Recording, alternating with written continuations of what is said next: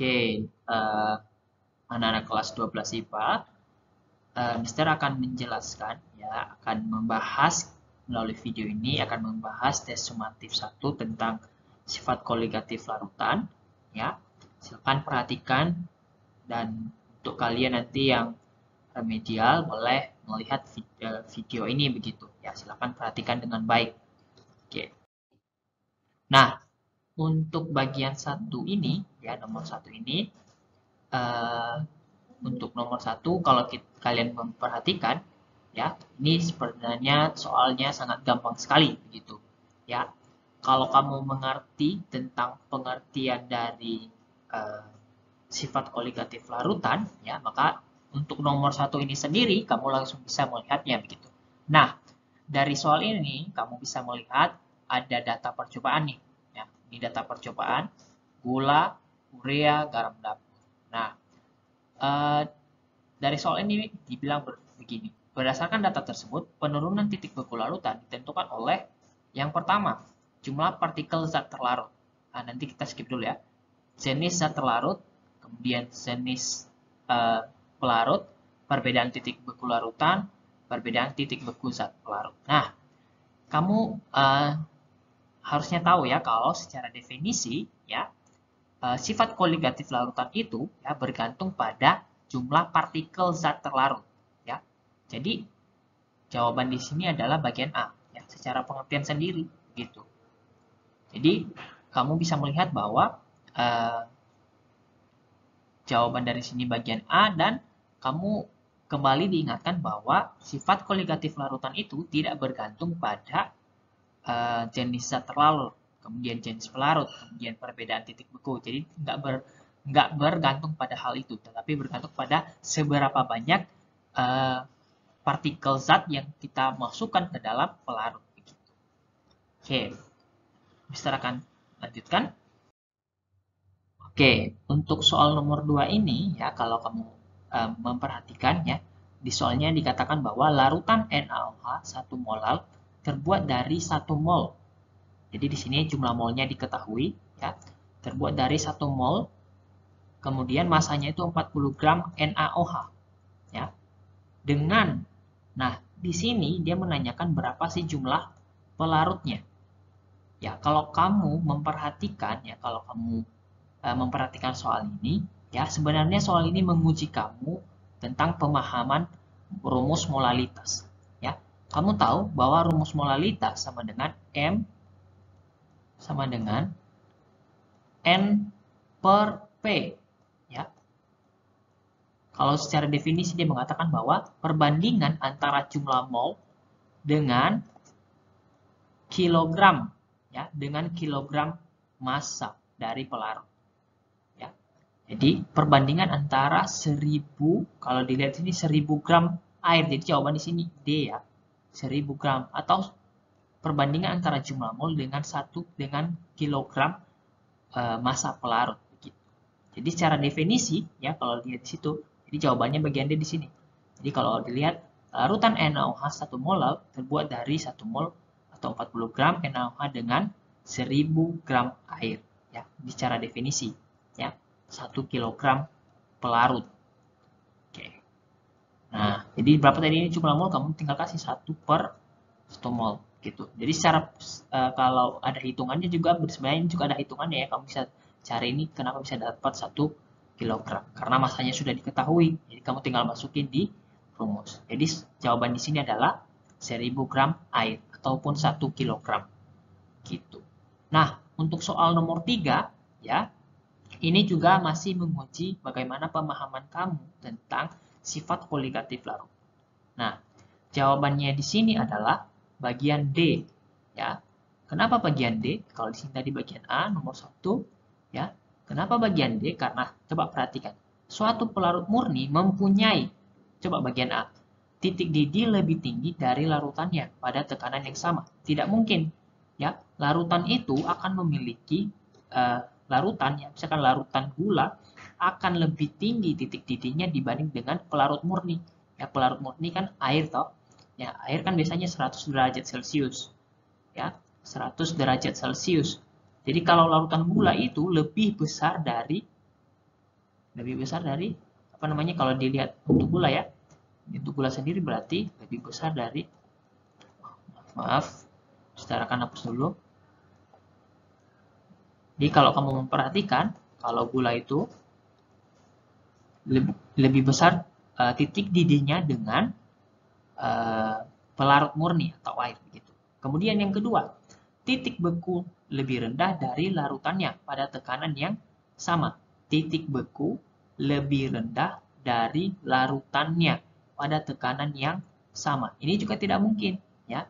Karena harusnya titik beku dari pelarut murni itu harusnya lebih besar. Gitu. Oke. Nah, jadi jawabannya di sini adalah tekanan uap jenuh lebih tinggi dari larutannya pada suhu yang sama. Kenapa? Karena ya kalau kamu memperhatikan dari penjelasan awal, pertama kali kita membahas tentang sifat koligatif larutan, ada video yang Mister kasih yaitu tentang ilustrasi tutup panci terangkat ketika mendidih. Ya, kalau kamu memperhatikan di situ, ya rata-rata air itu akan mendidih pada saat 100 derajat Celcius. Buktinya nanti kalau misalnya ditutup dengan tutup panci, maka tutup pancinya akan terangkat. Tapi ketika di dalam air dimasukkan gula, maka lamanya titik mendidihnya itu akan lebih dari 100 derajat Celcius. Gitu. Jadi itu karena apa? Karena tekanan uapnya yang ada di dalam air, ya, tekanan uap antara larutan yang dikasih ke dalam air itu meningkat gitu. Ya, jadi jawabannya di sini adalah bagian D. Gitu. Kalau bagian E nggak mungkin ya, perbedaan 100 derajat Celcius antara titik beku dan titik didih. Tidak mungkin begitu. Nah, itu sekian penjelasan dari bagian 1. Kemudian kalau kita bahas selanjutnya tentang soal bagian 2 ya.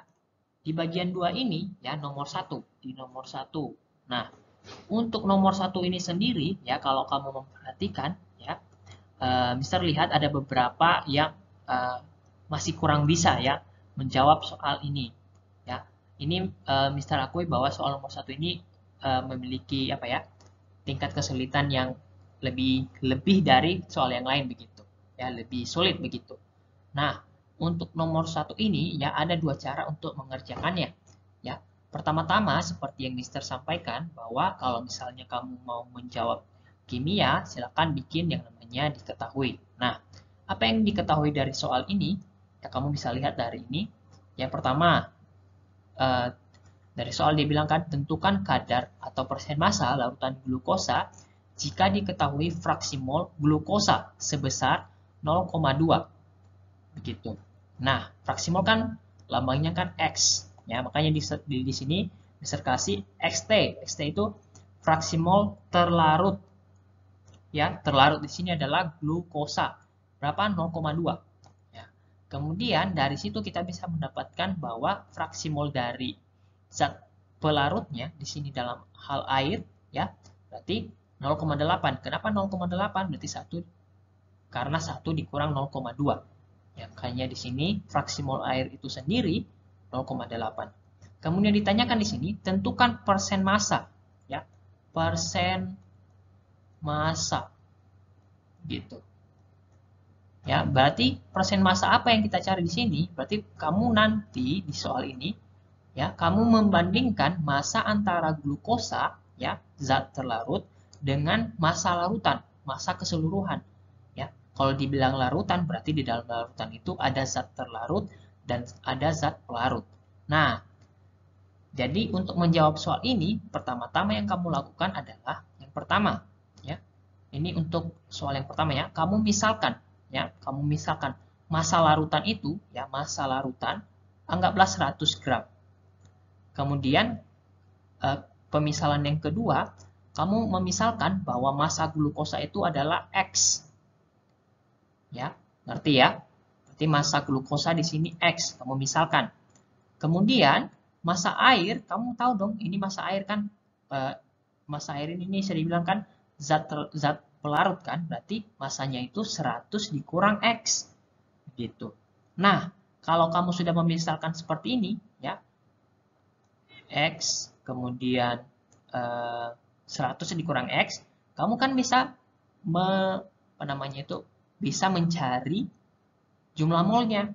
Ya, misalkan yang pertama ini. Dari yang pertama ini kamu lihat ya, enter larut. Enter larut tadi ini glukosa ya. Terlalu kecil. Tidak terlalu terlihat di sini ya. Gram per mr. Ya, gram per mr. Berarti gramnya berapa? Kamu misalkan tadi massa glukosa.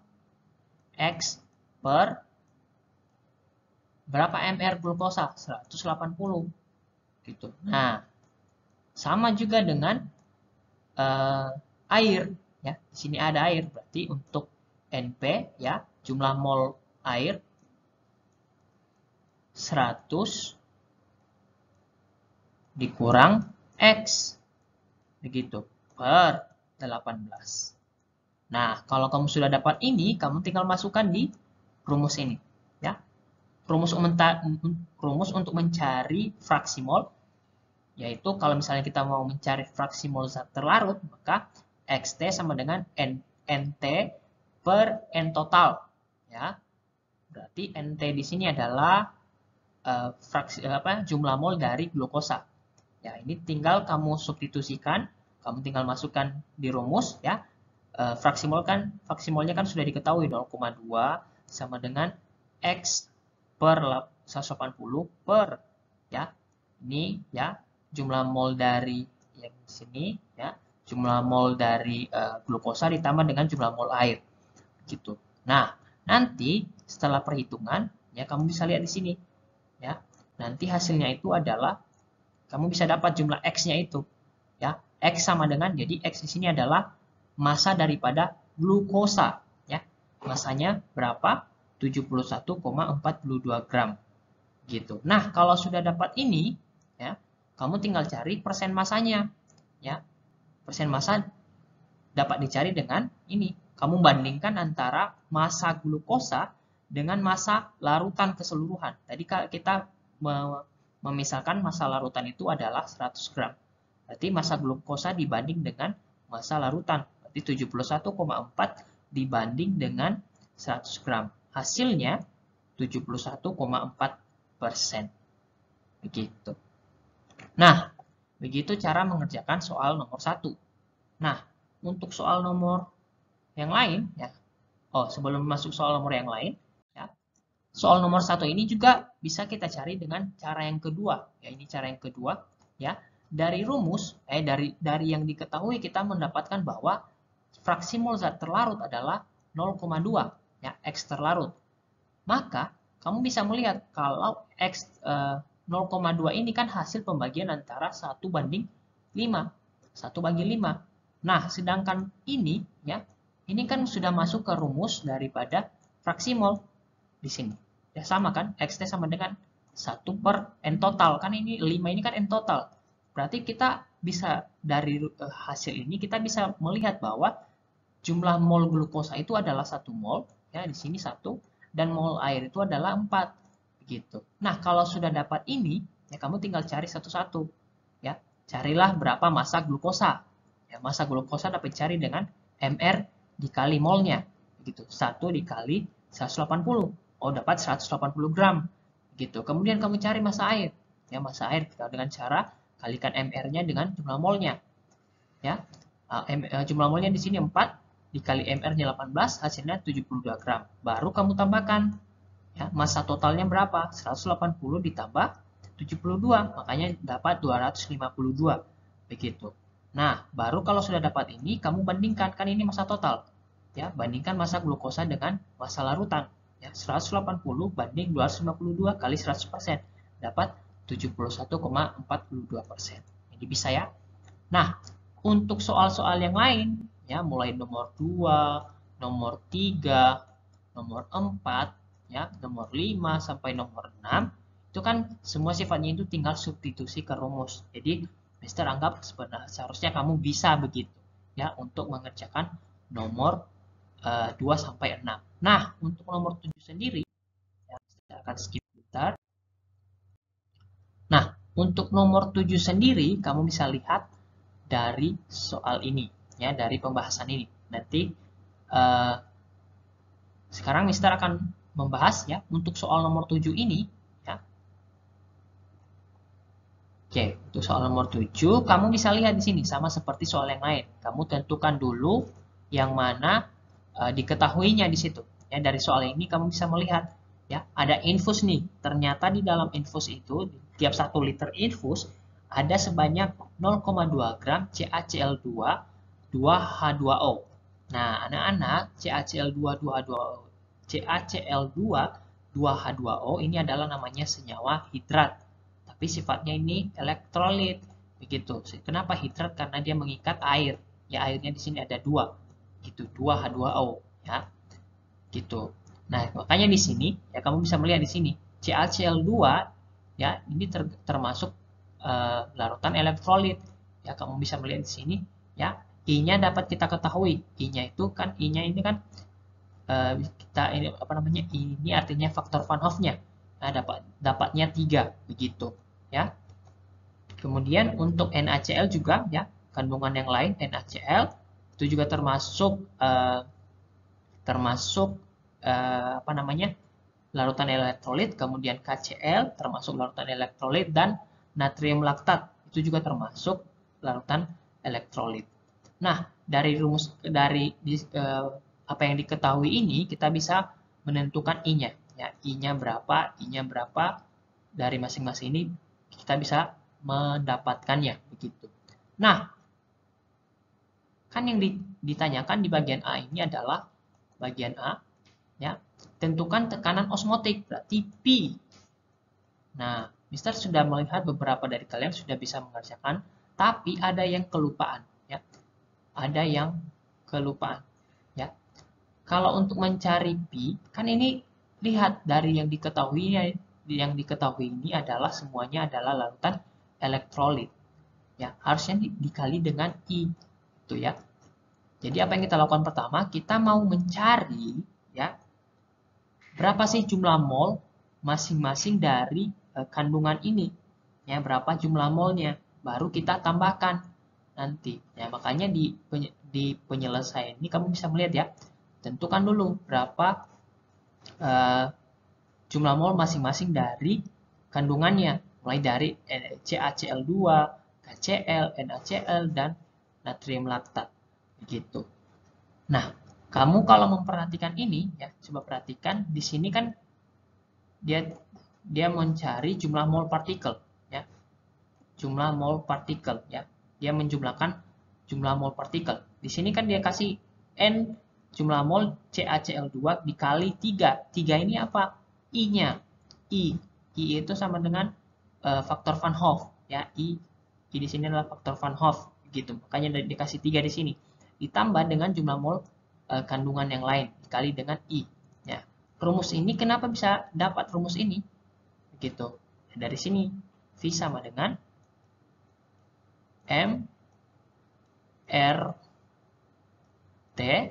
MRT dikali I.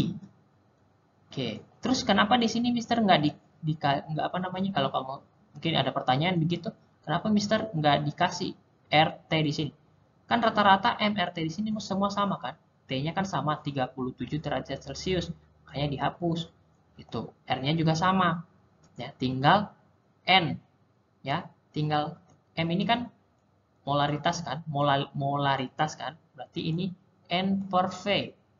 Ya, V-nya juga dihapus. Ya, V-nya dihapus kenapa? Karena juga sama, 1 liter begitu. Makanya N di sini yang dicari. Begitu. N berarti yang sisa itu N dikali I. Begitu. Makanya dia di rumus ini tinggal N kali I. Sehingga dapat jumlah mol partikel keseluruhan itu setelah dikalikan dapat segini. Gitu. 0,2727 mol partikel.